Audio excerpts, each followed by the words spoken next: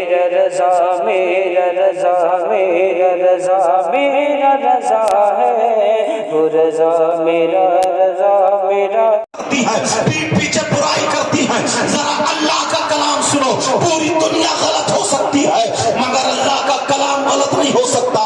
قرآن غلط نہیں ہو سکتا. تم نے یہ پنڈال سجایا ہے, تم نے یہ ڈیکوریشن کی ہے, تم نے اچھے اچھے علماء کو بلایا ہے, 50 لاکھ روپے تم خرچ کر رہے ہو, لیکن کچھ لے کر کے جاؤ اور آج توبہ کر کے جاؤ. خالی ہنسی مذاق ٹھٹا اچھل کود نعرے یہ سب کے سب یہی رہ جائیں گے. اس کا ثواب تو ملے گا اگر عمل کرو گے تو دنیا میں بھی کامیاب آخرت میں بھی کامیاب. کون ہے ایسا؟ کم سے کم 50 لوگ ایک دوسرے کی غیبت کرتے ہیں, چغلی کرتے ہیں. چوراہے پہ کھڑے دیکھو غیبت چل رہی ہے, دکان پہ دیکھو غیبت چل رہی ہے, مکان میں دیکھو غیبت چل رہی ہے, مسجد کے دروازے پہ دیکھو غیبت چل رہی ہے. اب ذرا سنو, اگر مائی کا لال کوئی غلط ثابت کر دے تو منہ مانگا انعام دیا جائے گا.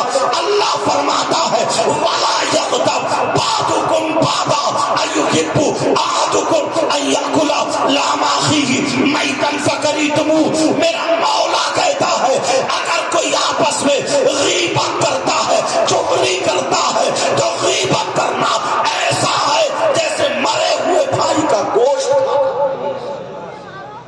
کتنے لوگ انہیں پتہ ہی نہیں ہے مگر غیبت کر جاتے ہیں. یہ جو زبان ہے نا تو یہ مروا کے چھوڑے گی. کتنے لوگ ایسے ہیں کہ اشارے پہ غیبت کری اور چل دی. اللہ فرماتا ہے غیبت کرنا چغلی کرنا ایسا جیسے مرے ہوئے بھائی کا گوشت کھانا. پیارے آج کے بعد کسی کی غیبت مت کرنا. میری بات غلط ہو سکتی ہے, تمہاری غلط, ان کی غلط, لیکن اللہ کی بات غلط نہیں ہو سکتی. یہ ہمارا آپ کا ایمان ہے. اس لیے اپنی تقریر میں جو بات کہوں گا یا تو قرآن سے ثابت کروں گا یا حدیث سے ثابت کروں گا. سمجھ میں آ رہی ہے نہیں بات؟ بولو آج کے بعد غیبت تو نہیں ہوگی. میری بہنیں ذرا سن لیں, تم بہت غیبت کرتی ہو, محلے میں چغلی کرتی ہو, یہاں تک کہ صبح کو کس گھر کا ناشتہ کرے گی, بچے اسکول چلے گئے یا کام پہ چلے گئے, ابھی سے کوئی کام ہے نہیں, جتنی باسی اور تازی تھی تو سمیٹی ہڑپ, اور ہڑپ کرنے کے بعد اب محلے میں جاتی ہے. اس گھر بیٹھی پورے محلے کی برائی سے سن لو, یہاں سے اٹھی دوسرے گھر پہنچ گئی, پورے محلے کی برائی سے سن لو, دوسرے تیسرے گھر پہنچ گئی. میڈیا اتنی جلدی بات نہیں پھیلا سکتا جتنی جلدی یہ میری بہن پھیلا دیتی ہے. تو بھی اپنی زبان کو ذرا بند کرنا. میرے نبی کی بارگاہ میں 2 عورتیں جاتی ہیں, اللہ اللہ وہ 2 عورتیں جب پہنچتی ہے ذرا سننے کی بات ہے. میرے نبی کی بارگاہ میں پہنچی, اپنے مسائل بیان کرنے لگی, کہنے لگی آقا ہماری یہ بات ذرا سن لے. میرے نبی نے فرمایا خاموش ہو. ارے کیا تم اپنے مرے ہوئے بھائی کا گوشت کھا کے آئی ہو؟ ایک دوسرے کے چہرے کو دیکھنے لگی, ایک دوسرے کے منہ کو دیکھنے لگی, اور دیکھنے کے بعد کہنے لگی آقا کون ایسی بہن ہوگی جو اپنے مرے ہوئے بھائی کا گوشت کھا سکتی ہے؟ نبی نے فرمایا تم اپنے مرے ہوئے بھائی کا گوشت کھا کے آئی ہو. دوسری مرتبہ ان کی آنکھوں میں آنسو چھلک آئے اور کہنے لگی آقا قسم ہے رب ذوالجلال کی ہم نے اپنے مرے ہوئے بھائی کا گوشت نہیں کھایا ہے.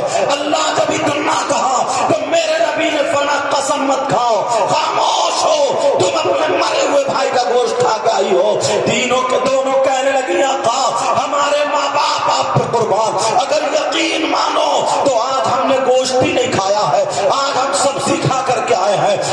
نبی نے فرمایا خبردار, چلو ادھر چلو اور جاؤ, جا کر کے اپنے حلق میں انگلی ڈالو, اپنے منہ میں انگلی ڈال کے طے کرو, ادھر جا کر کے پلٹی کرو. دونوں کہنے لگی آقا کیا فرما رہے ہیں, آقا کیا ہو گیا؟ نبی نے فرمایا چلو ادھر جاؤ اور جا کر کے طے کرو, پلٹی کرو. دونوں عورتیں جب ادھر جاتی ہیں, ادھر جا کر کے دیکھا انہوں نے جب طے کی اور طے کرنے کے بعد جب پلٹی کی ہے تو خدا کی قسم ابو اللہ سمرقندی لکھتے ہیں کہ ان کی حلق سے ان کی پلٹی میں گوشت کی پوٹیاں نکل رہی تھی, گوشت کے لوتھڑے نکل رہے تھے, گوشت کے ٹکڑے نکل رہے تھے. دونوں کی آنکھوں میں آنسو آ گئے, دونوں بلکنے لگی, دونوں رونے لگی اور رو کر کے کہہ رہی آقا قسم ہے رب کعبہ کی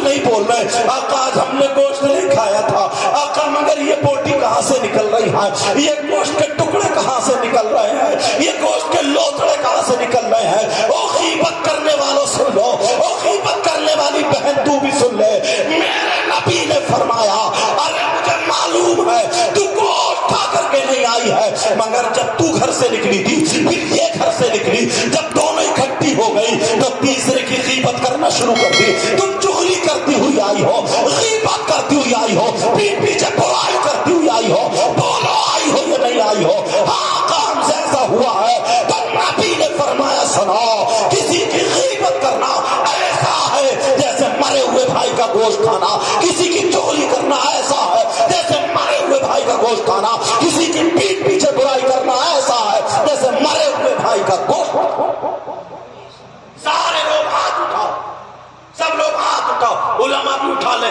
تاکہ ان کے صدقے میں سب کی دعائیں قبول ہو جائے بولو یا اللہ ہم اپنے گناہوں سے توبہ کرتے ہیں مولا ہمارے گناہ معاف فرما دے اے اللہ آج کے بعد ہم کسی کی غیبت نہیں کریں گے آج کے بعد ہم کسی کی چغلی نہیں کریں گے آج کے بعد ہم کسی کی پیٹ پیچھے برائی نہیں کریں گے اے اللہ ہمارے گناہوں کو معاف فرما دے رکھ لو پیارے رکھ لو میرے مولا پروردگار عالم میں نے یہ بات ان کو سنائی قرآن کے حوالے سے ان بھائیوں نے توبہ کی ہے بہنوں تمہیں ہاتھ نہیں اٹھانا ہے مگر توبہ تمہیں بھی کرنی ہے آج کے بعد غیبت نہیں کرنی ہے آج کے بعد چغلی نہیں کرنی ہے آج کے بعد پیٹ پیچھے برائی نہیں کرنی ہے ارے تم تو اسلام کی وہ شہزادیوں ہو ذرا تمہیں معلوم نہیں ہے اسلام کی شہزادی کون ہوتی ہے وہ اسلام کی شہزادی اگر ماں بنے اگر بیٹی ہو تو ماں باپ کے لیے رحمت ہوتی ہے شوہر بیوی بنے تو شوہر کے لیے نعمت ہوتی ہے اور جب ماں بنے تو اس کے قدموں کے نیچے جنت ہوتی ہے مگر وہ عورت جو پردے میں رہتی ہو وہ عورت جو نمازیں پڑھتی ہو وہ عورت جو قرآن پڑھتی ہو وہ عورت جو سیدہ فاطمہ کے طور طریقے پر ہو کتے بھونکانے والی عورت نہیں بغیر دوپٹوں سے چلنے والی عورت نہیں چھٹیوں چوڑے کھڑے کرنے والی عورت نہیں سیلفی لینے والی عورت نہیں بڑے بڑے شرارے غرارے لاجو پلازو پہننے والی عورت نہیں غیر لڑکوں سے موبائلوں پہ بات کرنے والی عورت نہیں ہے ادھر ادھر SMS لکھنے والی رات کو 12 بجے تک چیٹنگ کرنے والی وہ عورت نہیں ہے ارے بے حیائی پہ اترنے والی گانے سننے والی چھتوں پہ ٹہلنے والی بغیر دوپٹے کے گھومنے والی بے حیا جیسے کپڑے پہننے والی شادیوں میں ننگے سر گھومنے والی وہ اپنی چھٹیاں لہرانے والی عورت نہیں تھی ارے وہ عورت تھی فجر کی نماز پڑھے تو قرآن کی تلاوت کرے ظہر پڑھے عصر پڑھے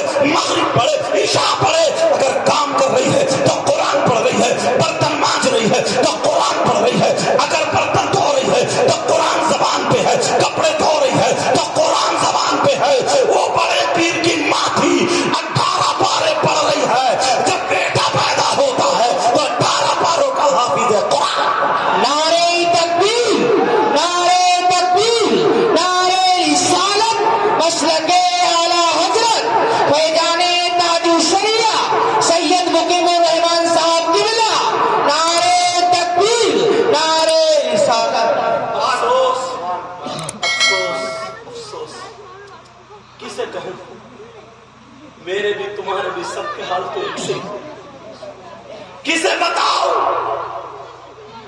یہاں سے لے کر کے یہاں تک حضرت امام صاحب علماء کرام یہاں سے لے کر کے یہاں تک کتنے لوگ ہیں کم سے کم 50 باپ ہیں یہاں پہ جن کی جوان بیٹیوں پہ موبائل ہو بولو کیا نہیں ہے جوان بیٹیوں پہ موبائل کیا ضرورت ہے موبائل کی کون سا ایسا اس کا رشتہ دار ہے جو تم نے اسے بات کرنے کو دے دی پاگل تو نہیں ہے اللہ کے بندو 3 روٹی کھاتے 1.5 کی عقل رکھو کیوں دیا موبائل کون سے اس کے ٹرک چل رہے ہیں کارخانے چل رہے ہیں فیکٹری چل رہی ہے جو موبائل کے بغیر پورا خاندان بھوکا مر جائے گا آج جانتے ہو موبائل نے آگ لگا دی ہے اور یہ 8-10 لفنگے جن کی شکلوں پہ 2.5 بج رہے ہیں جن کی گھٹنے پہ بینڈ ٹموی کولے میں گوشت نہیں پیچھے سے نکلی جا رہی ہے، نیکر سڑا ہوا جیسے گریس لگا ہوا، بال جیسے سیئی کے کانٹے، توبہ توبہ توبہ توبہ، اچکا گئی تو چکا، کبھی اس چھت پہ کو دیکھ لیا، کبھی اس چھت پہ، شادی میں وہیں پہ کھڑا ہوتا جدھر کو عورتوں کا گزر ہوتا. یہ نبی کا غلام ہو سکتا ہے؟ یہ باپ کا باپ. میں اس باپ سے پوچھنا چاہتا ہوں، مجھے یہ بتاؤ بیٹی کو موبائل کیوں دیا؟ یہ جو 10,000 کا 5,000 کا 15,000 کا موبائل چلا رہی ہے، واٹس ایپ چلائے گی کہاں چلائے گی؟ ہوش ہے کچھ؟ فیس بک چلائے گی کہاں چلائے گی؟ ہوش ہے؟ یوٹیوب کیا دیکھے گی؟ ہوش ہے کچھ؟ آج سینکڑوں لڑکیوں کی زندگی برباد اس باپ نے کی. جو لڑکی تم کیا سمجھو تمہاری تعریف کر کے تم سے نوٹ لوں گا؟ جب تم نے بلایا ہے تو نبی کی باتیں ان کا نواسہ تمہیں دے کر کے جائے گا. ذرا سوچو، جو لڑکی کبھی اون کلا سے نکل کے کبھی باہر نہیں گئی، اس کے بعد بمبئی کا فیشن کہاں سے ہے بتاؤ؟ اس کی چٹیا کہاں سے لہرائی؟ بولو، ہے جواب؟ اس کی آستین کیسے کٹی؟ ہے جواب؟ اس کے چلنے کا ڈھنگ کہاں ہے جیسا؟ فلم پہننے کا ڈھنگ فلموں جیسا، ساری ادائیں فلموں جیسی، کہاں سے آئی؟ تم نے دی. ہے جواب؟ کیوں نہیں؟ بگاڑنے والا یہ باپ ہے. باپ بعد میں دوسرے کو کہوں گا، بیٹی پہ جب موبائل ہو گئی نہیں تو دوسرے کا فون آئے گا ہی نہیں. یہ عمر ایسی ہوتی ہے کہ اچھائی کی طرف قدم کم جاتا ہے، برائی کی طرف کو شیطان زیادہ کھینچتا ہے، اور تم نے فل انتظام کر دیا. اور یہ ماں جس کو نبی نے فرمایا سب سے پہلا مدرسہ ماں کی گود ہے، اس ماں کے قدموں کے نیچے جنت ہے. اور یہ بوڑھی ہو گئی 45 سال کی، اس کے گنٹھے یہاں پڑے اب بھی، اس کا میک اپ بھی ختم ہے. شادیوں میں سنگار میز میں مینڈک بنی پڑی ہے، اتنا اوچھا، اتنا گندا، اتنا برا لباس دیکھنے تک میں اچھی لگ رہی ہے. شرم آیا، غیرت ختم. اس ماں سے پوچھو، ماں سے، تیری بیٹی زینے کے حال میں کھڑے ہوئے گھنٹوں گھنٹوں باتیں کہاں کر رہی ہے؟ بول. لحاظ میں پڑی ہوئی باتیں کہاں کر رہی ہے؟ بول. چھت پہ جا کر کے کہاں کر رہی ہے؟ بول. آٹا گندریا موبائل یہاں لگا. ہلو، تو ماں ہے کہ دشمن؟ بس بچے پیدا کر دیے دھڑا دھڑا، اسی کا نام ماں باپ ہے. بچے تو کتیوں اور کتے بھی پیدا کرتے ہیں.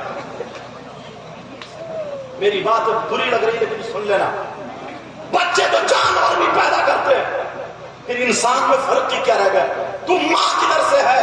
تو ابھی ماں بنی نہیں ہے. یہ ماں نہیں بنی، اس سے اچھی تو نوکرانی ہونی چاہیے تھی. یہ ماں، اسے سب پتا میری بیٹی کہاں بات کر رہی ہے.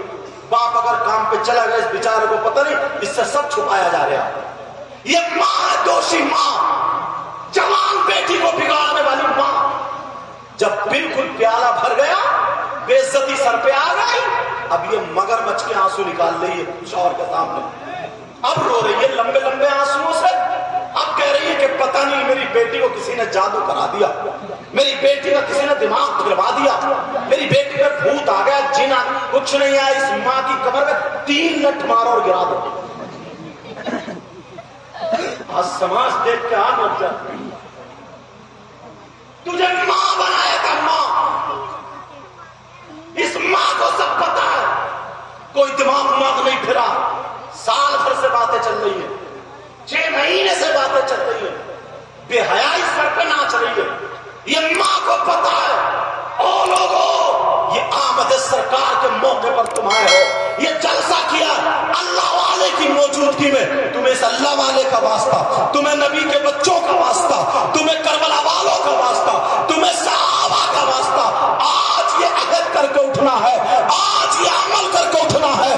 بیٹیوں کے ہاتھ میں موبائل نہیں ہونا ہے. اگر دینا ہے تو ہمیں دینی کتاب دینا ہے، اگر دینا ہے تو ہمیں اسلامی کتاب دینا ہے، اگر دینا ہے تو ہمیں قرآن دینا ہے، اگر پڑھوانا ہے تو فاطمہ کی سیرت پڑھوانی ہے، خدیجہ کی سیرت پڑھوانی ہے، حضرت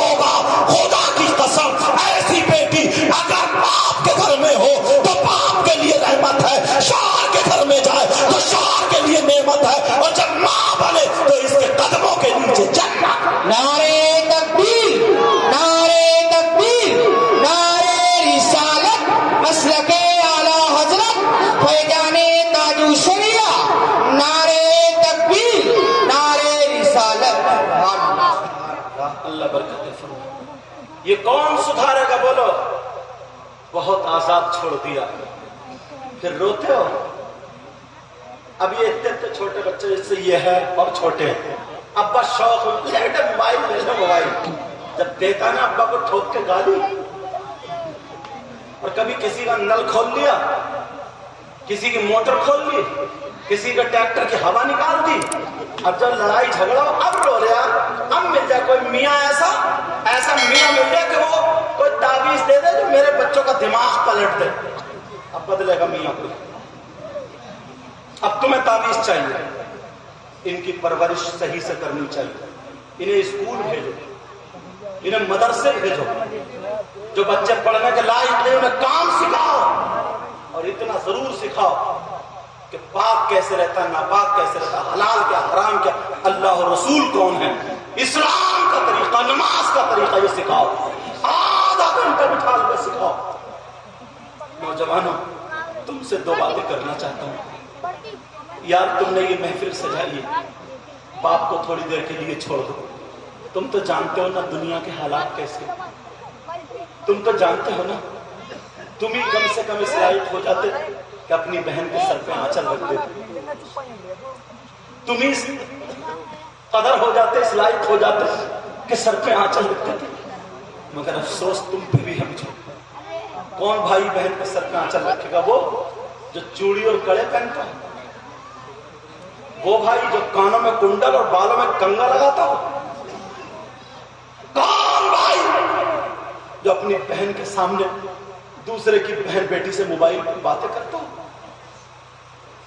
जिस बहन को पता है कि मेरा भाई कहां बातें कर रहा है, इतना गंदा जुमला बोलना नहीं चाहता हूं लेकिन बता देता हूं सबको, और बड़े मुंह फाड़ के कहता, कौन है?